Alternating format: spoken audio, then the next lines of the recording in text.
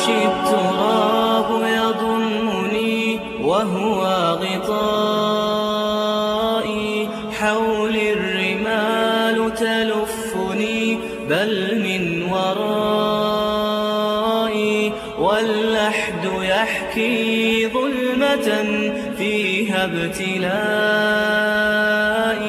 والنور خط كتابه أنسي لقائي.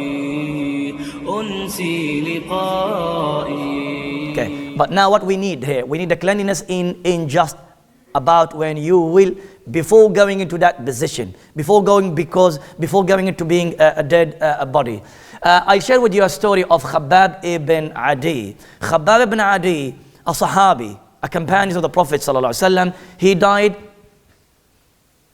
in year 4 after Hijrah, early time. He didn't get a chance to live longer, but he was Muslim, he accepted Islam from the Ansar. The story, make short inshallah because I have a lot to cover. He was sent by Rasulullah ﷺ with other 6 companions. A tribe from Taif came to Rasulullah and said, we want people to teach us how to learn the Quran, how to read the Quran, and how to practice our deen, how to perform salah, and the other matters of the religion. So Rasulullah sent with them 6 people. One of them was Khabbab ibn Adi.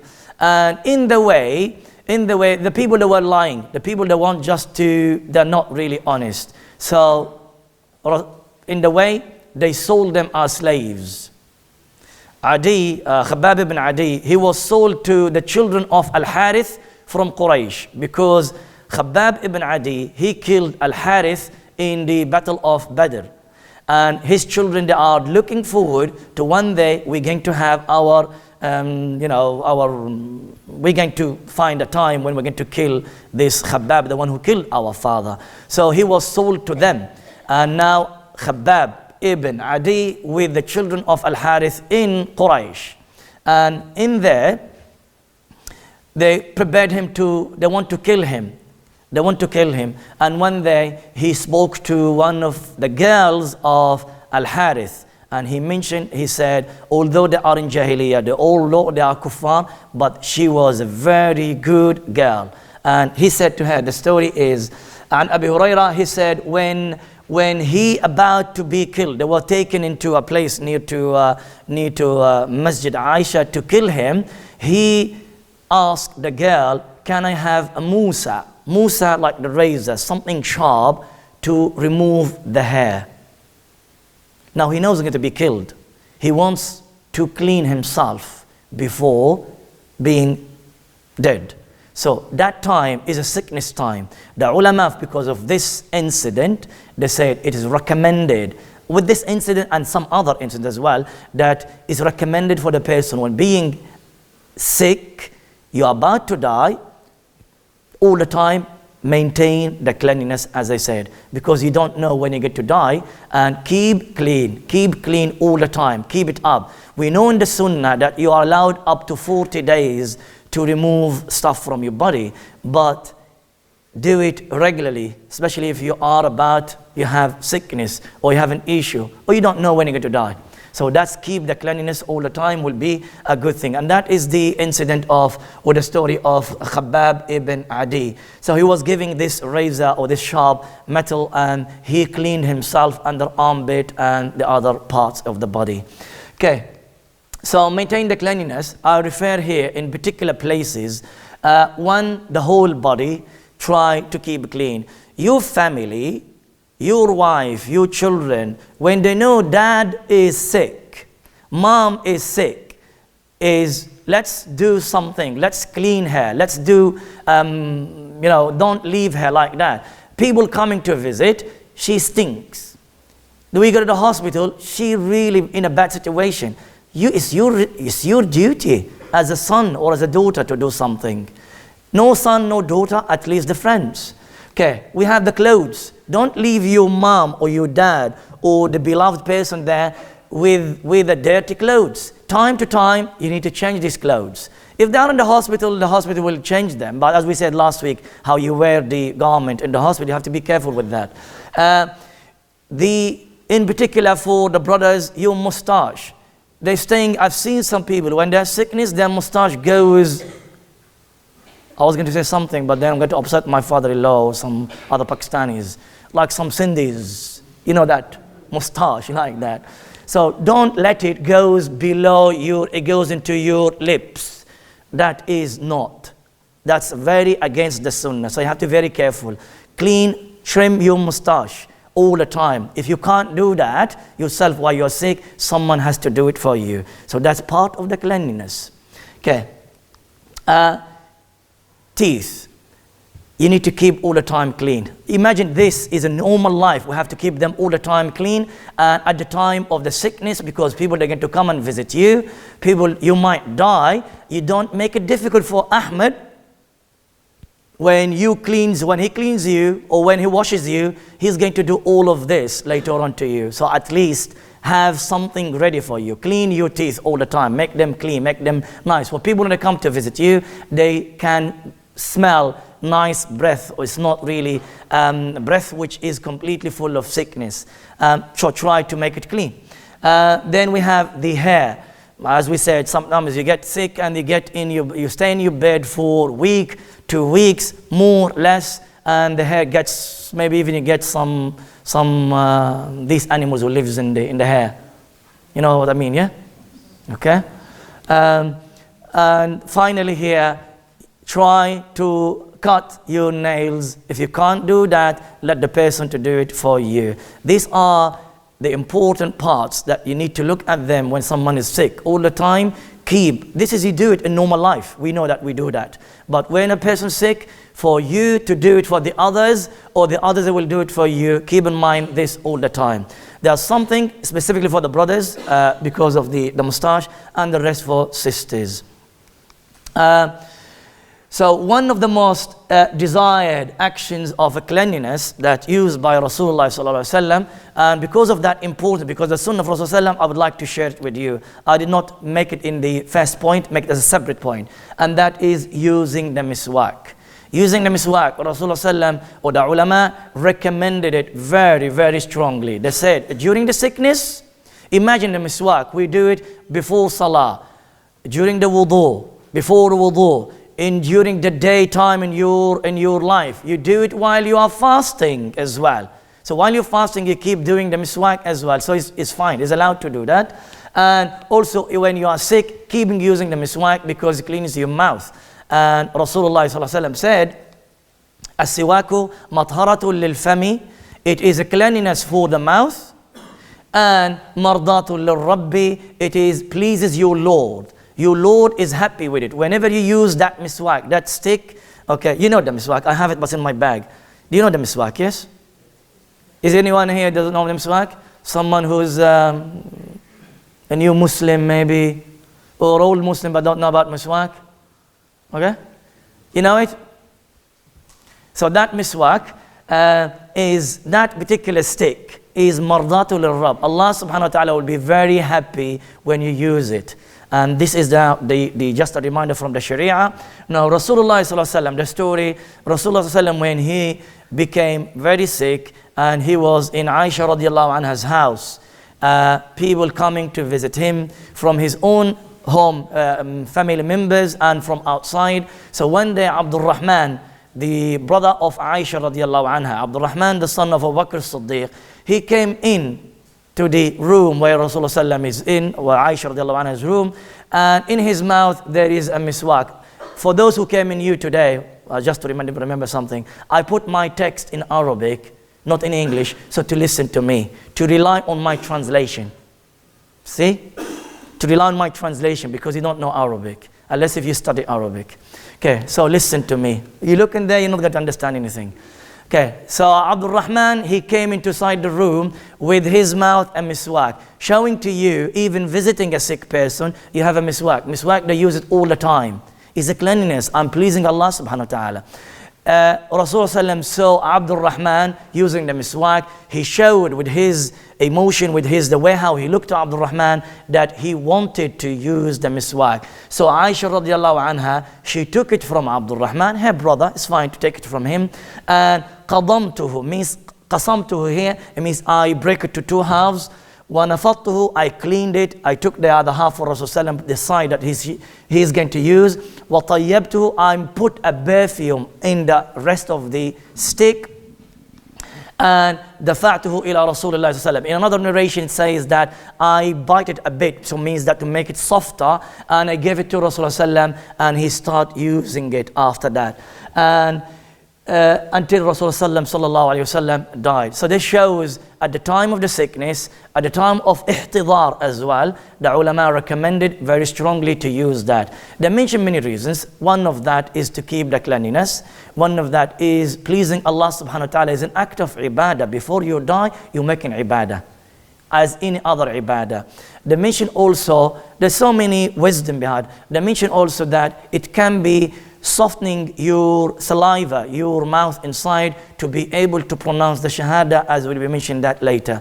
Because if you don't have something in there, the mouth gets dry. But you have the miswak, you're using that, the saliva will be working and you can talk. Okay. Now, point number 20, from the actions that you need to consider to do if you are sick, if a family member is sick, is the visit. What do we mean with the visit in here? I mean, I'm going to talk about rules or etiquettes or some information related to the visitor himself or herself. I'll be talking about the sick person that you'll be visiting, and I'll be also talking about the place of the visit, which is usually the home or the hospital.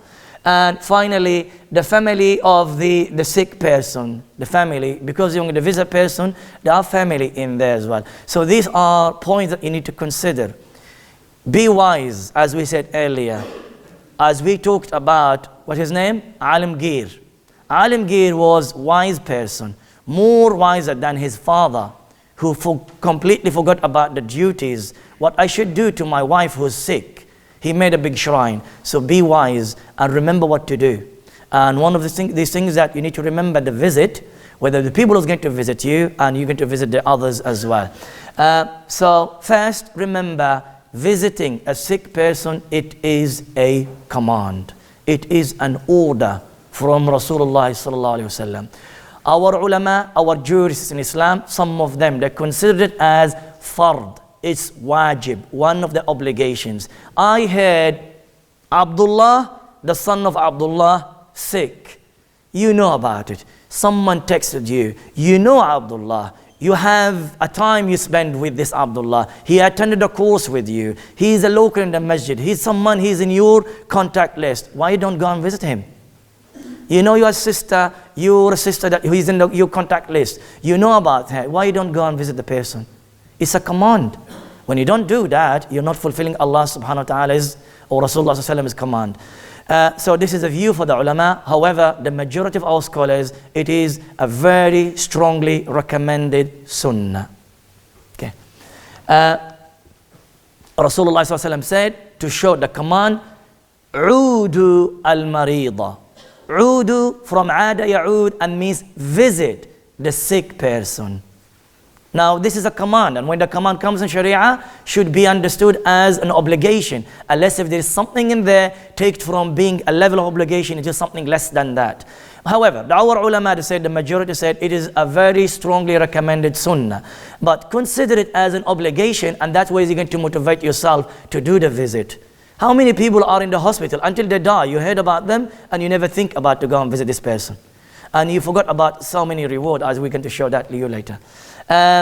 Consider the etiquettes of the general visit. Now, you don't know the etiquettes of visiting a sick person. In general, think about the etiquettes of visiting a person, just a normal visit. There are etiquettes, and consider all these etiquettes. One of these etiquettes that we should highlight, what is it? Okay. The story mentioned that Yazid ibn Abi Habib, one of the great scholars from the time of the followers, the tabi'in, a great imam. Yazid ibn Abi Habib.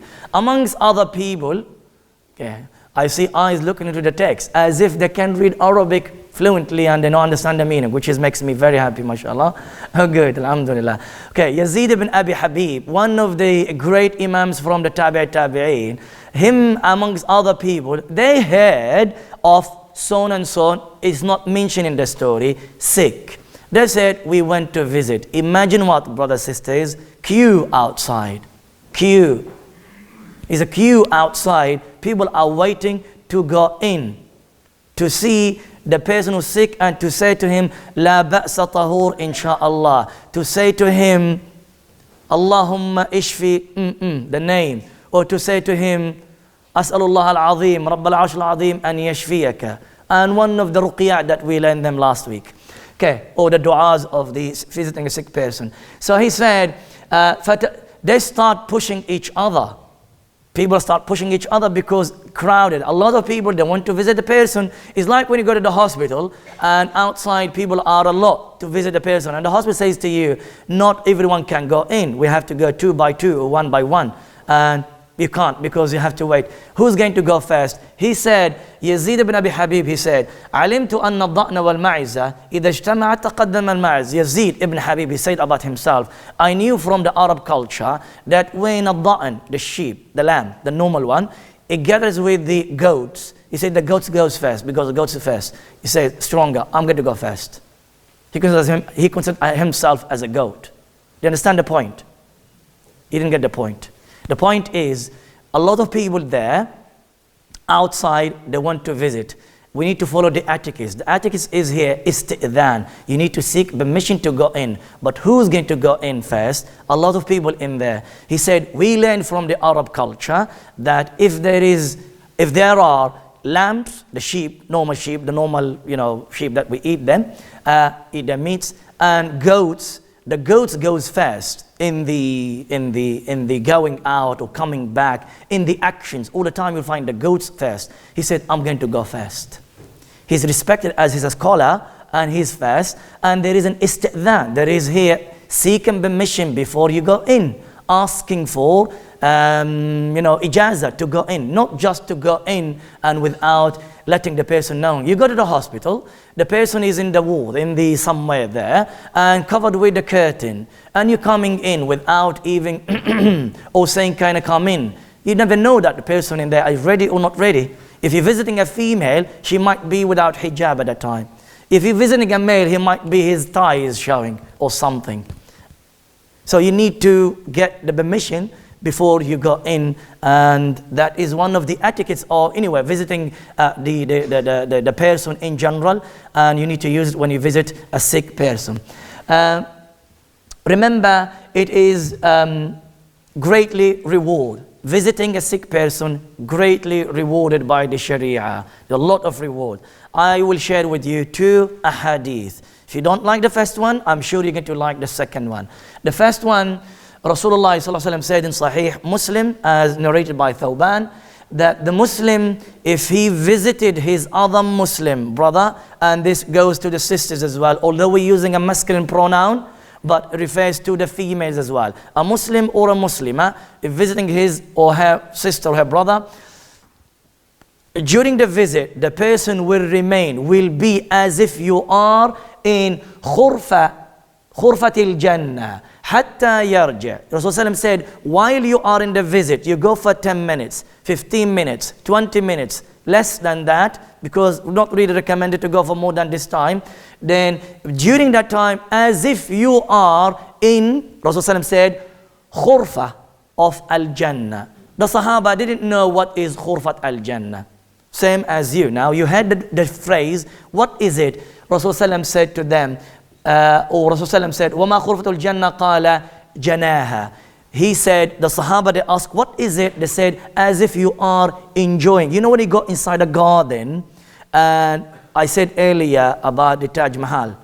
If you go to Taj Mahal, before you go to the building, there are gardens outside, isn't it? Have you been there? Have you seen TV? Okay, you haven't been there, I said you don't go there, so don't go there. But you've seen that in the TV. There are nice gardens in there. So while you are in the garden going around and there's a lake in there, you go with that long way. So you're enjoying that. It's a nice scene, nice feeling. And that is what you will be in of Jannah if you visit your Muslim brother, your sister in Islam. Okay, you don't like this hadith? I'll give you this hadith. Both of them, the other one is Sahih Muslim, this is in Jami' al-Tirmidhi. Rasulullah ﷺ said, "Ma min Muslim, ya'udu Musliman." Any Muslim will visit, male or female, you visit your other Muslim brother or sister, غُدْوَةً إِلَّا صَلَّى عَلَيْهِ سَبْعُونَ أَلْفَ مَلَكٍ. Now the time of the visit, Rasulullah gave us two timing of visit. In the morning or later in the afternoon. If you visit in the morning, there will be 70,000 angels making salah upon you until you return.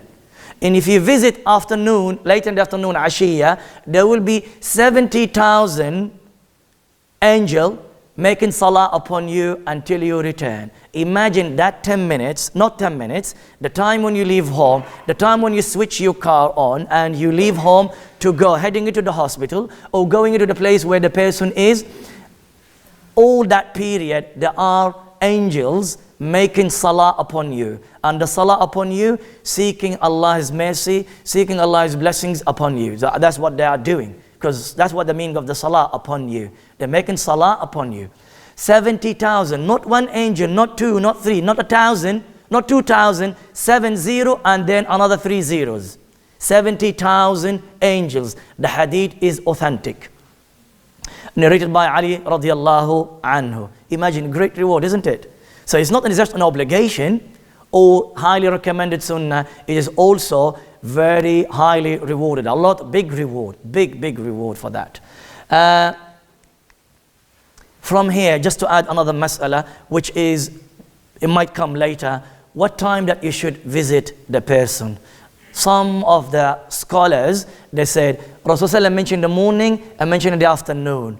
So which means that visit in the morning and visit in the afternoon. By coincidence, our hospitals in this country, they're having 2 times for visit. One in the morning and then they're closed for lunch, isn't it? And then have another one in the afternoon. And sometimes some hospitals have a visit until 5 o'clock and then they close. So, but visit in the morning and in the afternoon. You have to select the right time. We'll talk about inshallah later. The visit can be to any sick person. The visit to any sick person. The ulama said, the scholar said, even if you don't know the person, you don't have to know the person to go and visit him. You had a friend of my friend, a friend of my friend of my friend, knows so and so, and I heard so and so is sick. I want to get the reward. Let's go and visit him. I want to get some support. I want to support that person who's sick. Let me go and visit this person. So you can visit any person. It doesn't have to be someone that you know.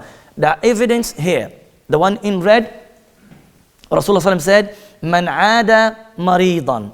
Man aada maridan. Whoever amongst you visited a sick person. The person, the sick person was mentioned in the form, as we say in Arabic, indefinite. And the indefinite, a sick person. He did not say the sick person, referring to someone you know. From here, the scholars said, the understanding, the commentators of this hadith, they said, any sick person you visit, you will get the reward of what Allah subhanahu wa ta'ala granted for you, Rasulullah sallallahu alaihi wasallam, and also recommended for you to do that. Okay, then we have, you can even visit a non-mahram sick female person. Imagine this. Don't go out and saying, oh, Ahmad al-Barouni, he's inviting us, he's encouraging us, I'm going to visit that sister. There's a sister in the hospital, I'm going to visit her. Isn't there? You go there, oh, how are you, sister? How are you feeling? And be like teasing her or something like that. So you, with conditions here. In general, you can visit a female sick person. But someone here like the youth, I can see them in front of me here. There are some youth and some young youth, female as well, in the hospital. It's not going to be recommended for you to go there, because it might be a fitna in there. Maybe there is a little bit of attachment here in the heart, or someone is really considering someone. So you have to be careful in this situation. إِذَا أَمِنَتْ الْفِتْنَةِ If the fitna, if there is no fitna, then go and visit. If there is fitna, then don't go and visit. Aunties, 100% go and visit them. Because they're aunties. They're not expecting anything from you. And you don't expect anything from them, isn't it? But young girls, especially if they are not married, or they are maybe divorced, or maybe widows, or something, there's a fitna in there, don't go. It's not for you. Wish them the best, make dua for them, send a message, do something, but don't go and visit. Anyway, but in general, it is allowed. And the evidence for that, Aisha radiallahu anha, she visited Bilal radiallahu anhu when he was sick with her father, Abu Bakr as-Siddiq. And the story here, sharing with you, Al-Harith ibn Ubaid, he said, I saw I saw Darda ala rahilati a'wadin. I saw her on a camel, the camel, laysa laha ghisha, without a cover. She's on the camel without a cover. Ta'udu rajula min al-ansar, visiting people or a sick person from the Ansar. It is a common during that time. A person sick, they go and visit him. If there is no fitna. And of course, if there are people in there, means the fitna is not there. If the girl's father and mother and family members are there, you go and visit, then it's fine with that, even if you are young, because there are people in there. You're not alone to visit the person. So all the time remember about the fitna, but Islamically it is allowed, and this is the evidence, and also it shows to you the importance of visiting a sick person. If we encourage you to go and visit the female, then what about the male? Male visiting male and female visiting female. Point number 6 with this particular part, you can even visit a disbelieving sick person. All of that recommending the visit of the sick person. The sick person needs someone there to support him, to support her. Now when you go to the sick person, even a disbelieving person, is not just to show that you are a friend of that person, is to give da'wah. Don't think about it, you go there to show that, okay, because he's my colleague at work. If you go there with the intention, I'm going to show him that, look, he's my colleague, he's in the hospital, I'm going to go there, visit him with the intention that I want to show, look, we Muslims, we care about that. And give a few words in there. Try to give something indicating about or highlighting about your faith and your religion, because in general they are not benefiting anything. Even the evidence we have them, the stories that we have them, all of them are related to that there is da'wah. Rasulullah went and visited a person and he gave da'wah, gave a message to the person who's sick.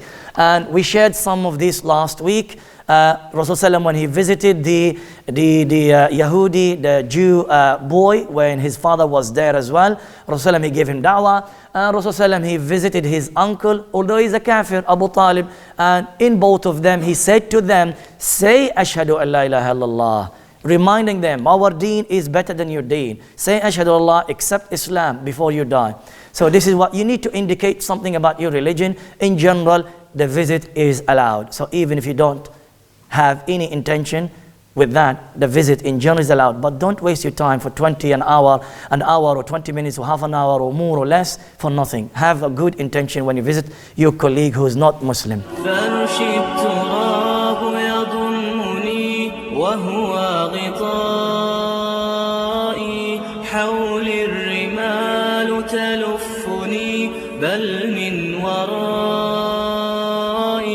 واللحد يحكي ظلمة فيها ابتلائي والنور خط كتابه أنسي لقائي